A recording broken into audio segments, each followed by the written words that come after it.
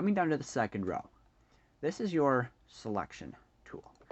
This is used to select a section of track, to do any number of things, whether it is to change the speed limit or to change electrification, different items, and I will get to those very shortly once I finish going through these tools here.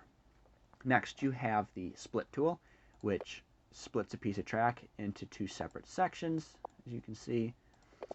If I undo that, go back to before the split, that is one piece of track, and after splitting, it's two pieces of track. This here is your join. So if you have two separate pieces of track, you take the join tool,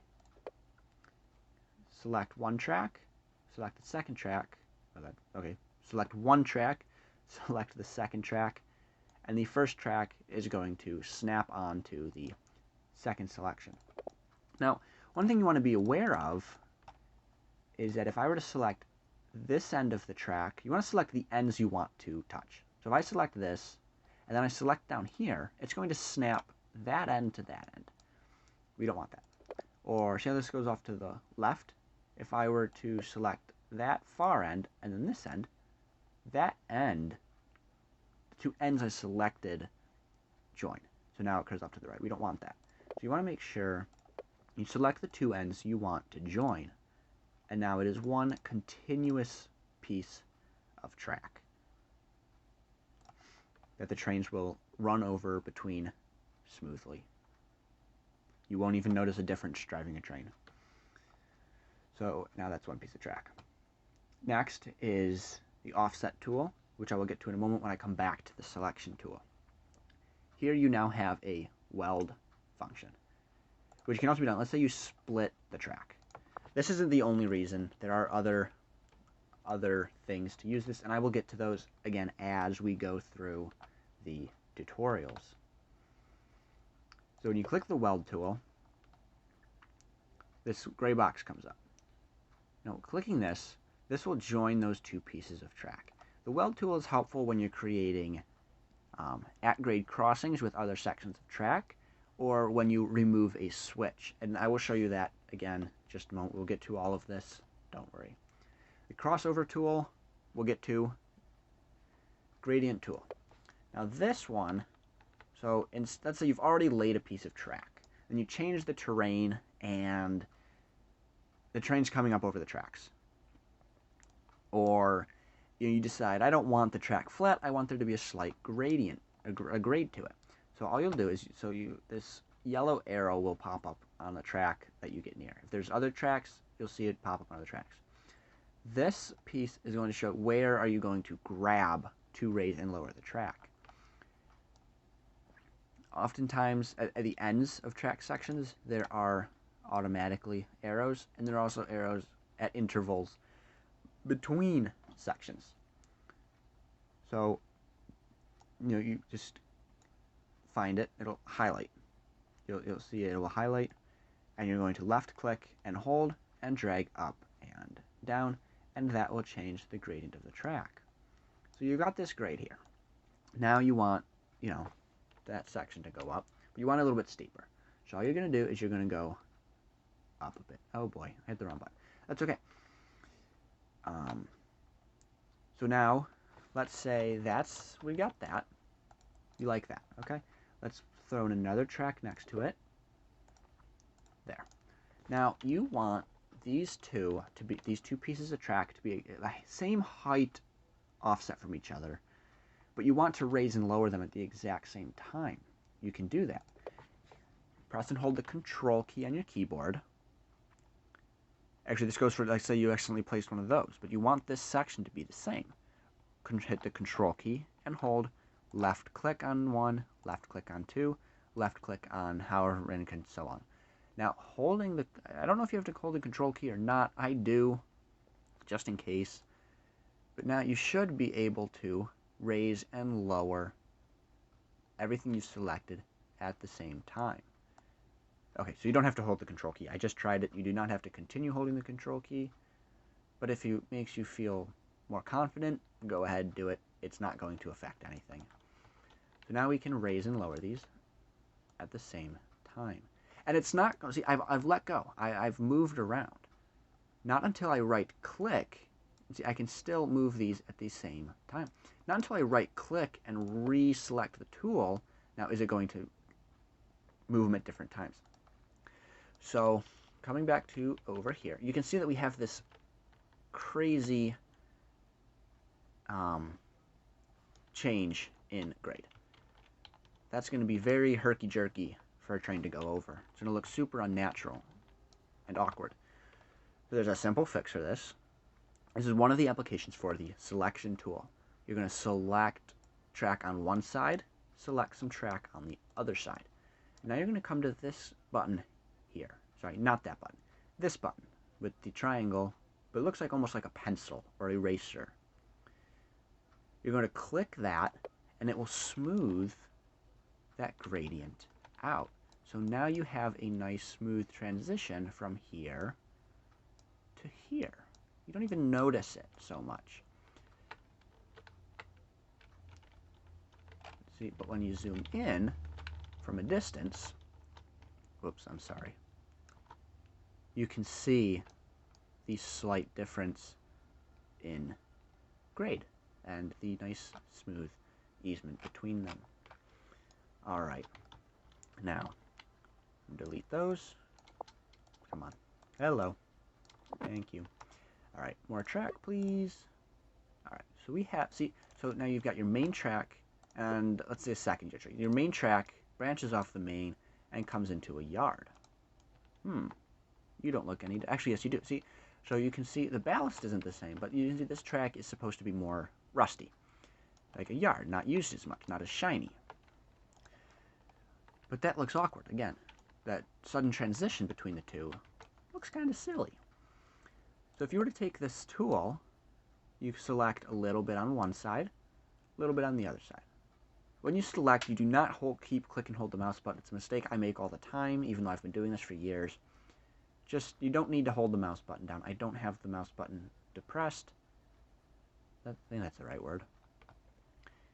And it just moves. So you just want to select that. So you can see that's where the division is between the two types of track. Now I'm going to hit this button. This orange square to a yellow square to a yellow circle. It's the blend tool.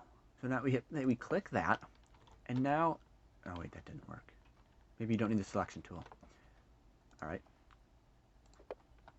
Disregard that. Ah, okay. So yes, this is how you do it. So see, when you put this, it's going to show you how far back it's going to blend the track. Or you can do it on this side as well. So I want to blend the yard track into the main track. So I'm going to hover over the main track with the blend button selected, and I'm going to click on it. There. That should have blended it.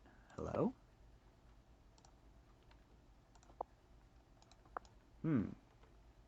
Seems to be blending it the wrong way. That's what it's done. See, so you've got yard track to shiny track. It did it, but it did it backwards. That is not what we're looking for. I don't know why it did that. Let's try that again. A little bit there. Maybe you need more track. I don't know. There's a big long section there. And then some yard track. Let's try that again, shall we? There. Blend tool.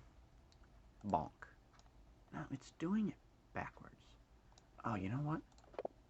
Oopsie. You can't undo blends, unfortunately.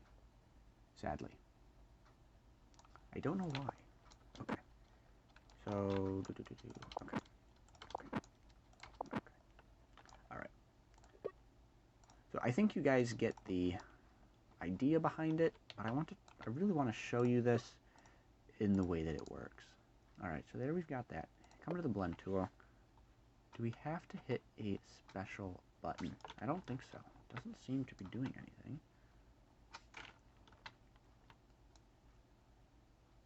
Hello? No, that did not do it. See, it's doing it opposite. I'm not sure why it's doing that.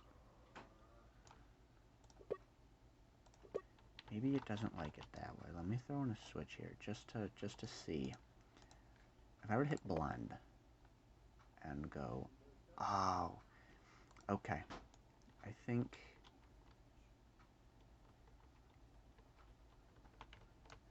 no, but it did it right, did it? It did do it properly that time. So, but that's what the blend's for. I'll have to play around with it more and see why it's not doing what it's supposed to. That could just be a bug with this particular route, that tool isn't working properly. I have gotten it to work before. I'm not going to spend any more time on it. I don't think you want to watch me sit here for 10 minutes trying to figure it out. So we're just going to move on. This is a light. That's a flashlight. I had no idea what that was because no one ever told me what that is. So when it's nighttime, you're building a scenario at night. You want to see what it looks like at night, but you want to like maybe add some street lights, but you can't see a darn thing at night. Turn the flashlight on, makes it easier. What are you doing? So that's what that is. It looks kind of like a brush, but it's a flashlight. Okay. So everything that I have just done goes the exact same for roads. Why are there no roads? I don't know. Lofts, station platforms, rivers, bridges. Let's do a bridge. Why not? That a bridge, that is a bridge. So it's going to be the exact same stuff, but usually it's going to snap to the terrain height, so you're going to want to use this lovely blue arrow to raise and lower it to the height that you want, and now you've got a nice, fancy, pretty little bridge. Okay. Same with the gradient tool. Snap to terrain. Snap to other sections. This should be more of a snap to loft, not so much snap to track.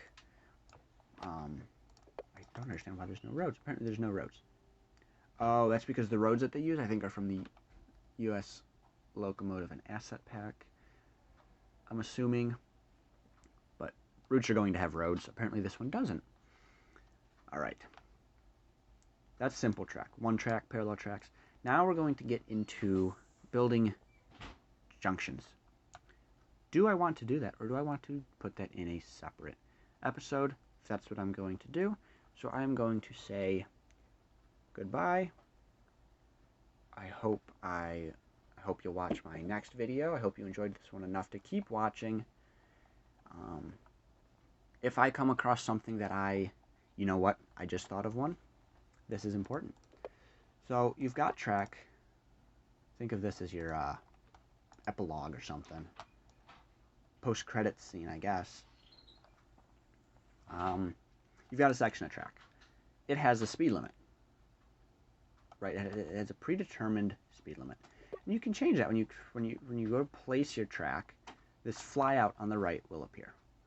To pin that, it's got the track rule to show you what it's coming from. This you cannot change, as far as I know. Next is going to be the type of track you select. That's going to correspond with what's over here on the left. If I were to change that, that'll change. So, now your speed limits. Your top one is your passenger. Primary speed limit. That's going to be your passenger trains. The bottom one's going to be your freight trains. This down here, line type, doesn't change anything except the minimum curvature of the line. So here you've got main line. So we'll just do a main line curve. That has a minimum curve radius of 500 meters. Then I believe the next smallest is passenger. This one has a curve radius of 250 meters. And I believe next shortest is yard, which has a curve radius of 75 meters. And then, oops, that's passenger. Your smallest then is freight. No, it's not. Okay, so freight is your second smallest, curve radius of 100. So, I gotta bring this back up. So your yard has a curve radius of 50, freight curve radius, or no, sorry, that's 75, 100, 250, 500 meters. These are useful when building, yards, main lines, sidings, industrial sidings. So think about what you want. These are going to be limited to very, very slow speeds. Usually 5 miles per hour, 10 at the max. Your next one is, going to be a little bit faster. You might be able to get up to 15, 20. And then these ones are going to support speeds of 30, 40, and then, 50, 60 miles an hour. So just to, never mind, I'm not going to. We're not. So now that we've got your curves, you got that part of the menu done. Your next section is going to be directionality. Certain railroads, they have lines, up-down lines. So let's say your railroad goes from the east to the west. Then you have one main track. Let's say you have a two-track main line. You want your trains to always run west. You always want your trains to run on the right-hand track. So let's throw another track in there, just to illustrate the point. So you want this track to always go that way, and you want this track to always come this way. That was when you would set the directionality to up, down, whichever way's up, down. That way when you go to do a scenario, the dispatcher will only route trains along this track in this direction. You will not be able to come this way on this track or that way on that track. Now, if you're not sure, if you do decide to change that, along with speed limits, and you don't know what track is which, you want to continue what you've been doing, hit the space bar. Right click, hit the space bar. First one, I believe this is your speed limits. This is going to show you the speeds. So if I were to select the selection tool, the selection tool allows you to reopen this menu on already placed track. So if I were to change the speed limit now to, I think this is speed limit. This is not speed limit. Oh, you know what this is? The first one is line type. I don't know what the point is of changing it. I don't think you actually can. You can. I don't know what the point is of changing it of already laid track. I don't think it does anything. So your second selection, this is your directionality. As you can see, by default, these tracks are bidirectional. If I were to want to change that and make this line go away from us, I would come here to the directionality, hit up, down. There. See? Now the track is only going that way. Now if I wanted the track to come this way, I would hit, wrong menu, wrong drop down, go away. Thank you. Hit up, down. And I don't know how to get it to go the other way. I assume it's the direction you draw the track. Let's see. I've never actually used up, down before.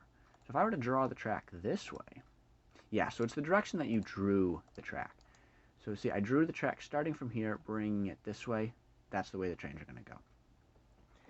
So it's usually best to probably do directionality as you're placing track. So that's something you want to think ahead a bit with. You're really only going to use directionality on main lines. Doing it in yards is just going to create all sorts of terrible issues when creating a scenario. Your next thing, this is your speed limit. So this is the third time hitting the space bar. These are your speed limits.